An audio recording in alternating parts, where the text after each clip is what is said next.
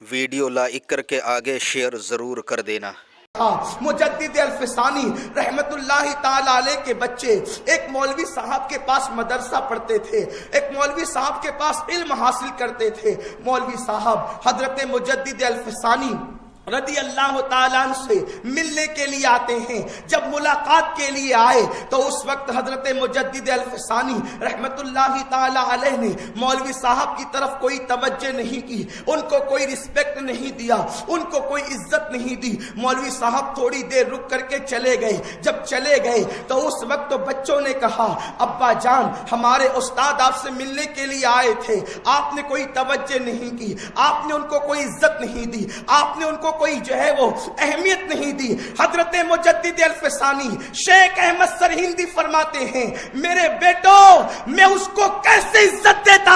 اس کی پیشانی پر لکھا تھا کہ یہ جہنمی ہے، میں نے اس کی پیشانی پر اس کی تقدیر کو پڑھ لیا ہے، اس کی تقدیر کو میں نے پڑھا۔ ارے ایک جنتی سرہندی جو ہے وہ کسی جہنمی کو عزت اور وقار کیسے دے سکتا ہے؟ اس کی پیشانی پر جہنمی لکھا تھا، اس لیے میں نے اس کو کوئی عزت نہیں دیا۔ بچے قدم پکڑ لیتے ہیں، ابا جان اگر ہمارا استاد جہنم میں جائے گا تو آپ جیسے باپ کا فائدہ کس کو ملے گا؟ آپ کچھ کیجئے تاکہ ہمارے استاد کی تقدیر بدل جائے۔ اللہ اکبر! حضرت مجدد الفسانی فرماتے ہیں، پیشانی پہ تقدیر پڑھنا تو الفسانی کا کام ہے، تقدیر بدل نہیں سکتا۔ یہ قدرت اللہ نے ولیوں میں سرکار غوث پاک کو عطا فرمائی۔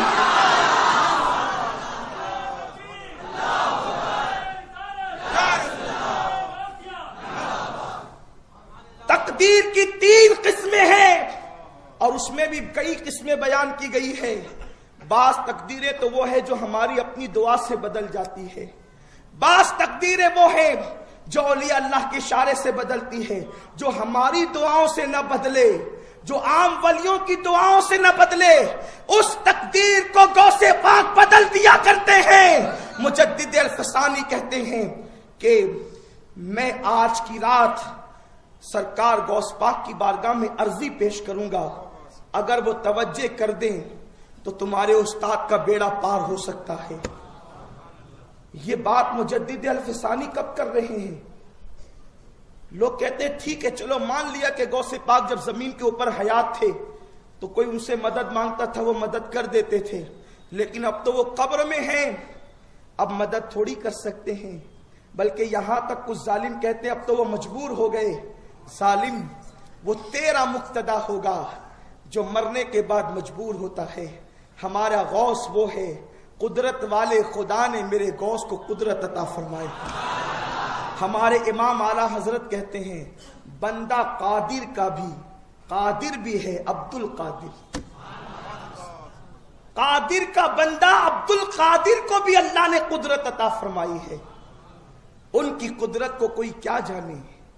اسی لیے تو اعلیٰ حضرت نے کہا نا، شکر کے جوش میں جو ہے وہ تجھے کیا جانے۔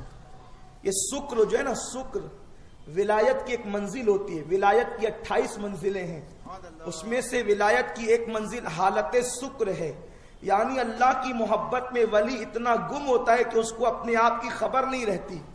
تو اعلیٰ حضرت کہتے ہیں شکر کے جوش میں جو ہے وہ تجھے کیا جانے۔ اگر وہ ولی بھی ہے نا اور وہ ولی عالم شکر میں ہیں تو بھی انہیں کیا خبر کہ غوث پاک کیا ہیں۔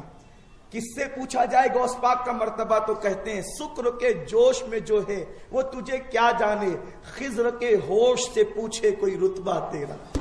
اگر پوچھنا ہے تو جناب خضر سے پوچھو کہ میرے غوث کو اللہ نے کیا شان عطا کی ہے۔ اور غوث پاک کی شان حضرت خضر علیہ السلام نے یوں بیان کی ہے کہ جتنی امتیں گزر چکی ہے ان امتوں میں اور امت محمدیہ میں غوث پاک جیسا ولی نہ پیدا ہوا ہے نہ امام مہدی تک پیدا ہو سکتا ہے۔ یہ حضرت خضر فرما رہے ہیں، خضر کے ہوش سے پوچھے کوئی رتبہ تیرا۔ یہ خضر کے ہوش سے پوچھو کہ اللہ نے میرے غوث کو کیا شان عطا کی ہے۔ تو عرض یہ کر رہا تھا، حضرت مجدد الفسانی نے فرمایا بیٹو آج کی رات میں غوث پاک کی بارگاہ میں عرضی پیش کروں گا، اگر وہ کرم کر دے تو تمہارے استاد کا بیڑا پار ہو جائے گا، کب کہا؟ غوث پاک کے پردہ فرمانے کے 450 سال کے بعد کہا. غوث پاک نے پردہ فرمایا 561 ہجری میں، اور مجدد الفسانی رحمت اللہ علیہ کا زمانہ جو ہے وہ 11ویں صدی ہے. آپ غور فرمائیں، وہ اپنی ویڈیو اگر اچھا لگا ہو تو لائک کر کے آگے ضرور شیئر کر دینا. اللہ حافظ.